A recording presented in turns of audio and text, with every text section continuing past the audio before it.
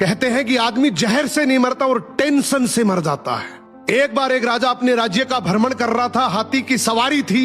हाथी ताकत के नशे में चूर था।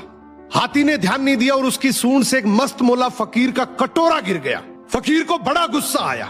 उसने कहा, रुक मैं बताता हूं, और हाथी का पूंछ पकड़ लिया। हाथी ने पूरी ताकत लगा दी पर हाथी एक कदम आगे नहीं बढ़ सका। राजा ने पीछे मुड़ के देखा तो फकीर के हाथ में हाथी का पूंछ था।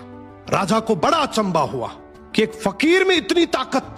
राजा फकीर के पास गया और बोला, आपकी जगह फुटपाथ पे नहीं, आपकी जगह तो राज दरबार में होनी चाहिए। आप इतने ताकतवर हैं, आप हमारे साथ चलिए। आपको कुछ नहीं करना, केवल राज दरबार के राज मंदिर में एक दीपक जलाना है, सुबह 4 बजे उठना है और आरती करनी है। फकीर ने कहा, ठीक है, अच्छा खाने पीने को मिलेगा। थोड़े दिन बीते कि एक दूसरे राज्य का राजा से मिलने आया। राजा ने रौब जमाने के लिए बातों ही बातों में बोल दिया कि हमारे राज्य की सेना और प्रजा की तो बहुत दूर की बात है। हमारे राज्य के तो फकीर भी इतने ताकतवर हैं कि एक बार तो हाथी को भी पकड़ ले तो हाथी भी एक कदम नहीं बढ़ सकता। दूसरे राज्य के राजा ने बोला, भी हमें तो दिखाओ तब माने। राजा ने फकीर को बुलाया और कहा, नाक का सवाल है, ध्यान रखना। फकीर ने कहा, ठीक है, हाथी को बुलाओ।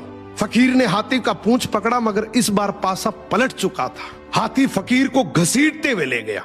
ये देखकर राजा को बड़ा अचंबा हुआ और फकीर से बोला कि जब तुम फुटपाथ पर रहते थे, रूखा सूखा खाते थे, तब भी तुम में इतनी ताकत थी। अब तो तुम राज दरबार में रहते हो, 56 प्रकार के भोजन करते हो, फिर ताकत कहां गई? फकीर जोर से हंसा और बोला, राजा जी, ताकत को टेंशन खा गई। पहले मेरे कोई टेंशन नहीं थी, कब उठना है, कब जागना है, कब सोना है।